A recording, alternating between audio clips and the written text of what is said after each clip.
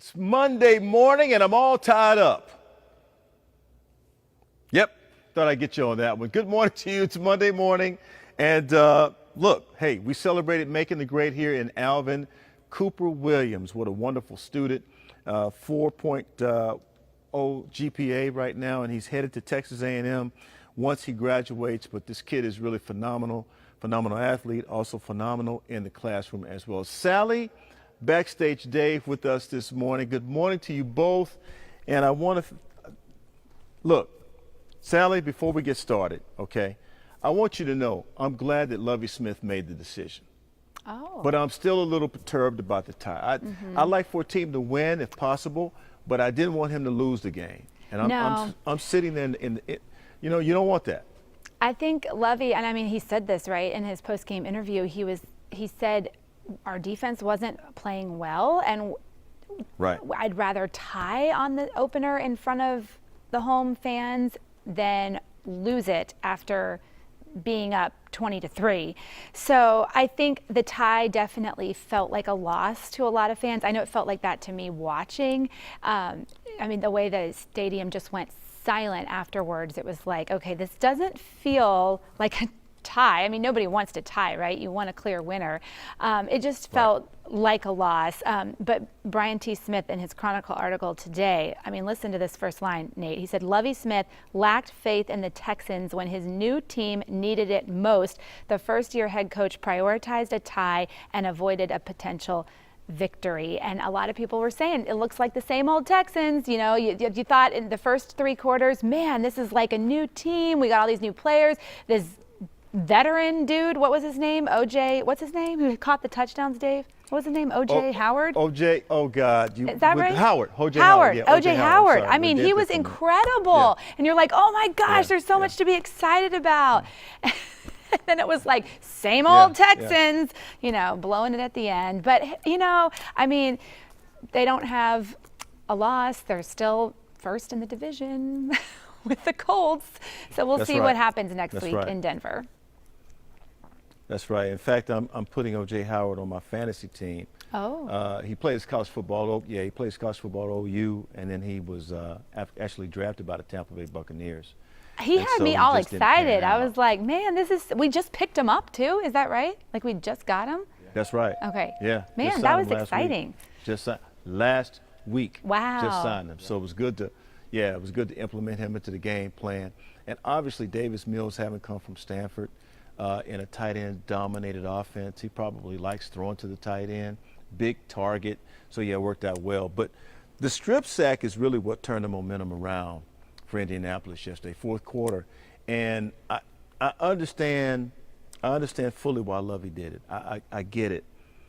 But the fans wanted to win. Now, the problem with that is you can't do what the fans want, because if you do what the fans want, you'll be sitting up there with them.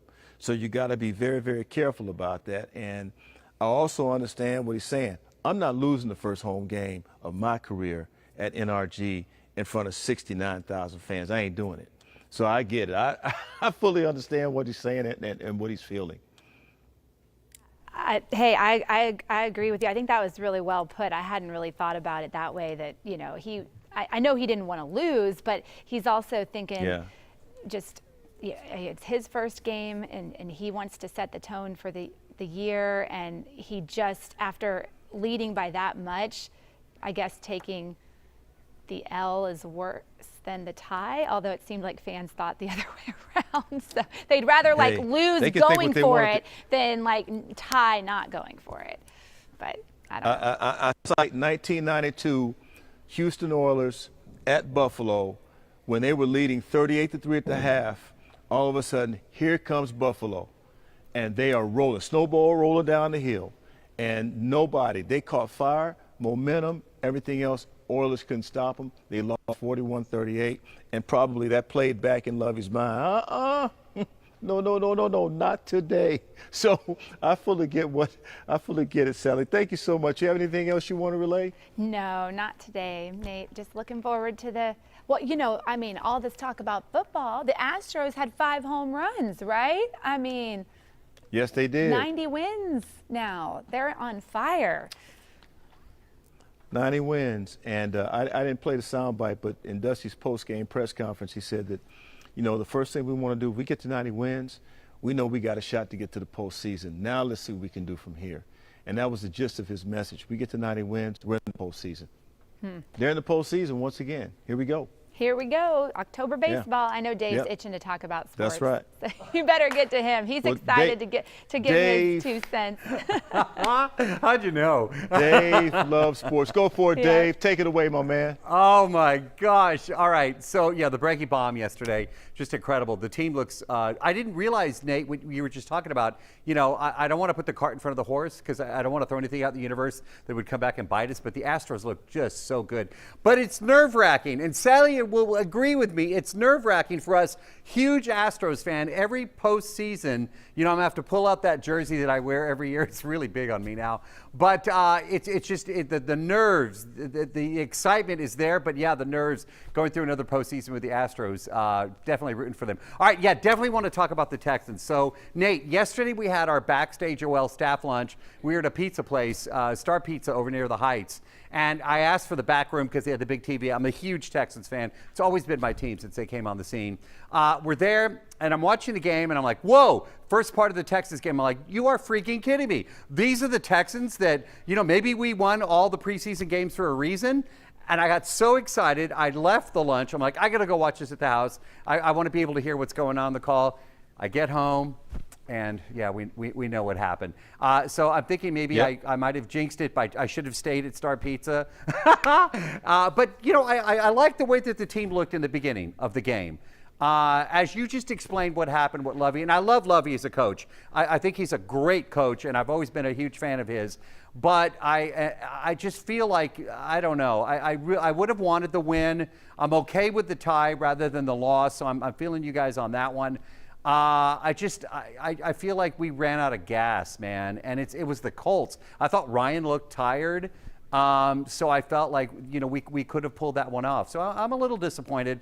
The good thing, though, Nate, is tickets for the next home game have really dropped, so I'll probably be. I loaded the whatever it is, the ticket thing, the ticket app, and I was scrolling, and the tickets, I want to go to the next game, and they started here, and then at the end of the game they dropped a little bit, so maybe I'll be there. You got to put some positive spin on what happened yesterday. And by the way, Nate, I don't want to age myself, but I do remember that Buffalo Bills, who look great this season, by the way, the Bills Oilers game. I didn't realize that was at 92. I totally remember that game. But yeah, I think the team looks a lot better. I'll end with this. The team looks a lot better than I expected from a Texans team this year. In the preseason, everybody's talking about, I know we won all 3 of our games, but everybody was talking about how the Texans were really going to be a rebuild disaster this season. And I kind of like what I saw the beginning part of the game. Real quick, because I'm here to talk about movies too. Clerks 3, you can start seeing it in theaters tomorrow. We talked with Kevin Smith this morning. You know him as Silent Bob. It's nostalgic. It's a silly movie, so know that going into it. If you've been a fan of the other Clerks films, you'll certainly agree with that, my assessment on that one. But it's nostalgic. The cameos are great in this movie. We revealed one this morning on the air. It's just a fun film. Definitely, if you're a Clerks fan, you will enjoy it, and you can see it in theaters starting tomorrow.